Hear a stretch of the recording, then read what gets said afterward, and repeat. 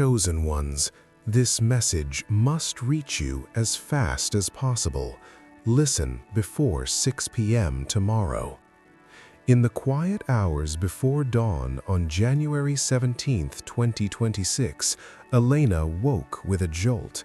No alarm, no sound, just a pressure in her chest, like someone had placed a warm hand over her heart and whispered, "Now." She sat up in the darkness of her small Karachi apartment, sweat beading on her forehead despite the winter chill seeping through the window. She had dreamed of fire, not the kind that destroys, but the kind that refines. Golden flames licking at old chains around her wrists, her ankles, her throat. Voices overlapping in the blaze.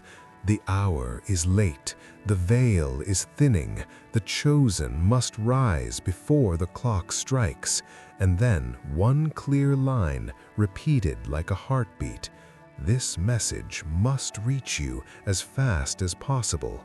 Listen before 6 p.m. tomorrow. Elena rubbed her eyes. She wasn't religious in the traditional sense. Mosque visits were rare, prayers sporadic. But lately, the signs had been relentless. Numbers repeating on license plates, 1111, 444, 777. Songs on the radio answering questions she hadn't spoken aloud. Strangers staring at her in the market as if recognizing someone they'd been waiting for. She called it coincidence. Her best friend Zara called it chosen energy. Elena just wanted peace. But the dream felt different, urgent, personal. She checked her phone, 4:47 a.m., exactly 17 minutes after the hour she usually woke without reason. 17, the number that had followed her since childhood, appearing in addresses, receipts, even the page count of books she randomly opened. She typed the title phrase into her search bar, half expecting nothing. Instead, dozens of videos flooded the screen, thumbnails of glowing eyes, heavenly light, dramatic text overlays. Chosen ones, urgent message, before tomorrow. Her stomach twisted. They all sounded the same, yet each one felt aimed straight at her. She played one, a calm male voice layered with soft piano. Chosen one, if you are seeing this, heaven has bypassed every filter to reach you. You have been marked since birth. The attacks you've endured, the betrayals, the unexplained illnesses, the doors that slammed shut were not random. They were the enemy's attempt to keep you small. But the season is shifting. A divine alignment is coming, and it peaks tomorrow at 6 p.m. PKT. If you miss this window, the opportunity may not return for years. Listen carefully. Elena paused the video. Her pulse raced. Tomorrow was January 18th. Today, 6 p.m. was less than 14 hours away. She tried to shake it off, made tea, paced the tiny balcony overlooking the waking city. Horns blared below.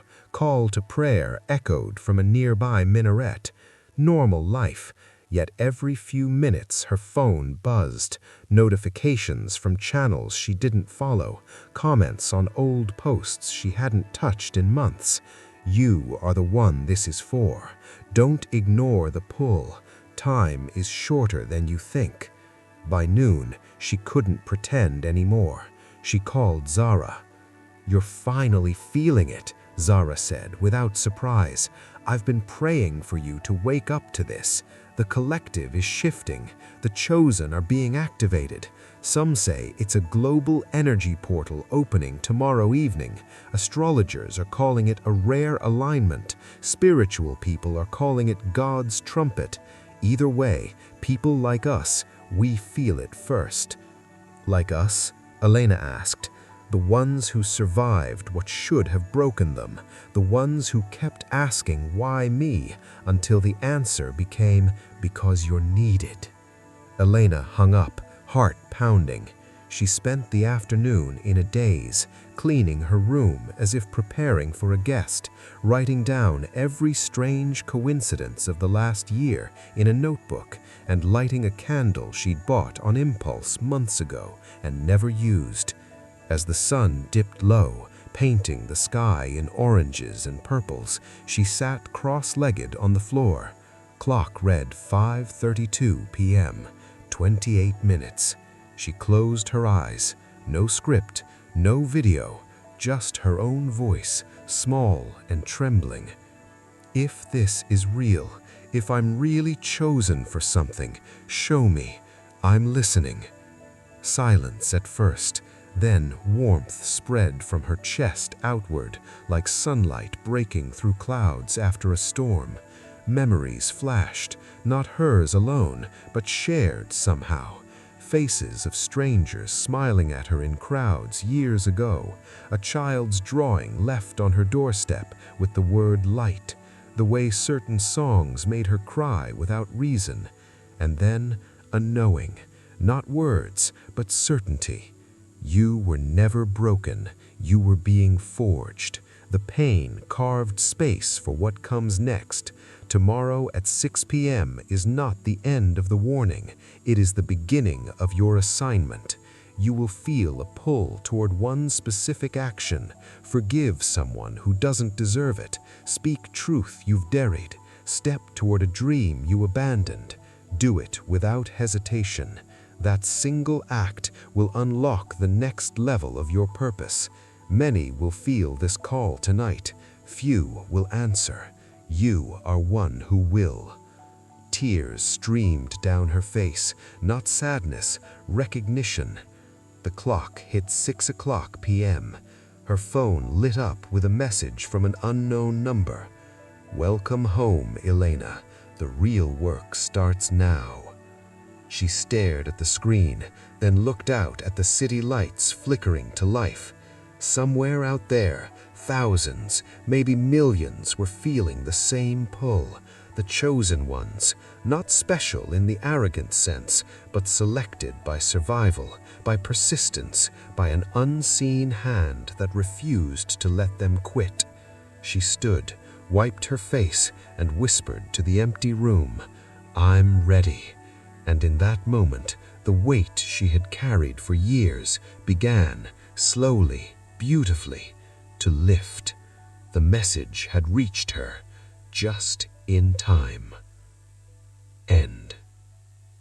If you'd like a different tone, darker, more action-oriented, romantic twist, adjustments to make it longer or shorter, just let me know. In the bustling heart of Karachi, where the salty breeze from the Arabian Sea mingled with the ceaseless hum of traffic and street vendors' calls, Hyder lived a life that felt like a half-forgotten dream. It was January 17th, 2026, and the city was alive with its usual chaos. Rickshaws weaving through clogged roads, the distant wail of sirens, and the faint aroma of biryani wafting from corner shops.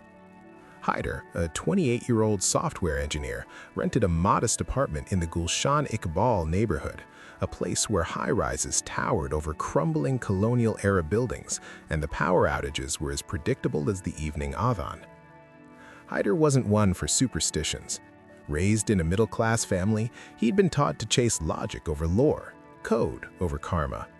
His days blurred into nights spent debugging apps for a fintech startup. His only breaks filled with scrolling through endless feeds on his phone or grabbing chai with his childhood friend, Asim. But lately, something had shifted. It started small, a recurring dream of a vast desert where shadows whispered his name, or the way his coffee mug would slip from his hand at exactly 11:11 a.m. every few days. He'd laugh it off, blame it on stress from the looming layoffs at work. Yet deep down, a quiet unease gnawed at him, like a puzzle piece missing from the code of his existence. That night, as the clock ticked past midnight, Hyder tossed in his sleep. The dream returned, more vivid than ever. He stood in a chamber of light, surrounded by ethereal figures cloaked in shimmering robes. Their voices echoed in unison. The chosen ones are awakening.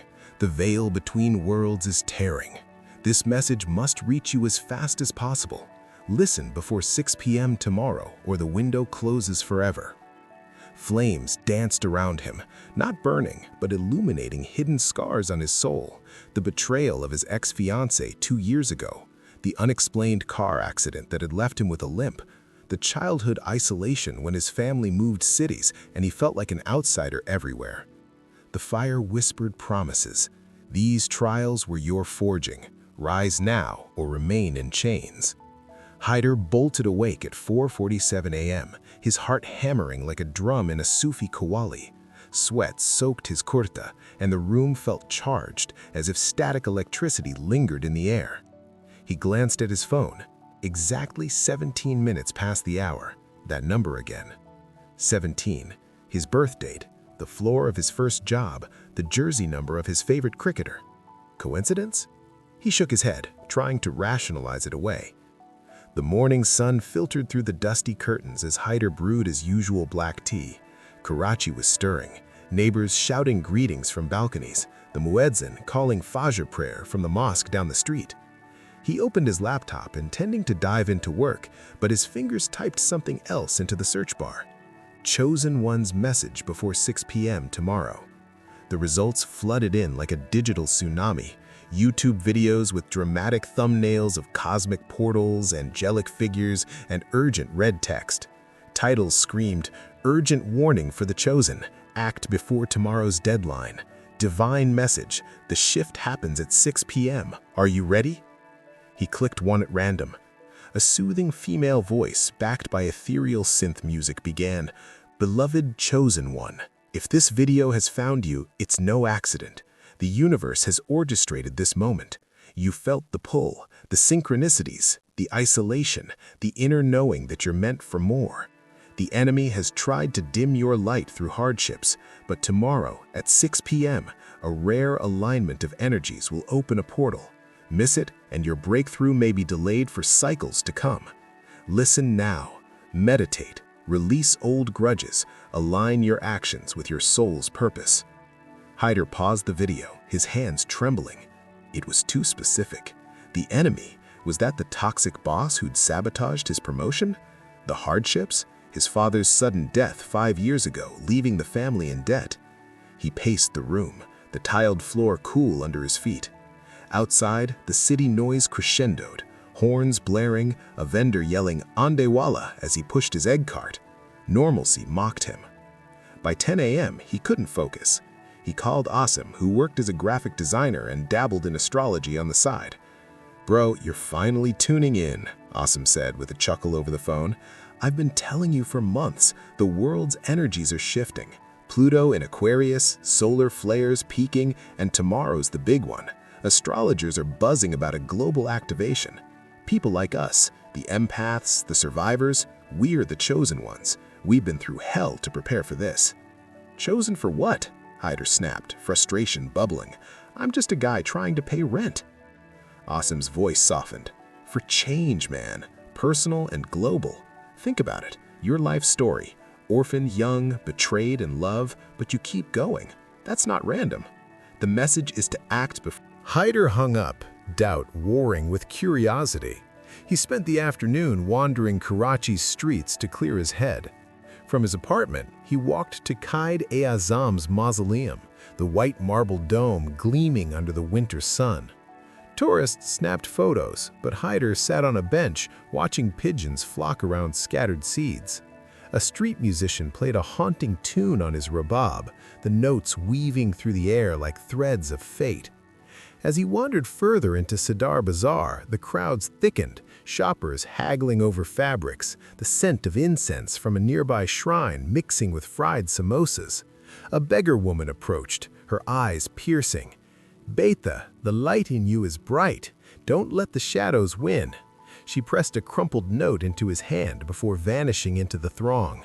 Unfolding it, Hyder read, "Listen before 6 p.m. tomorrow. The chosen must unite." His blood ran cold. How? He hadn't spoken to her. Racing back home, he dove deeper online. Forums buzzed with stories. A woman in Lahore who quit her job after a similar dream and found her calling in art. a man in Islamabad who reconciled with his estranged family just before the deadline and felt a surge of peace.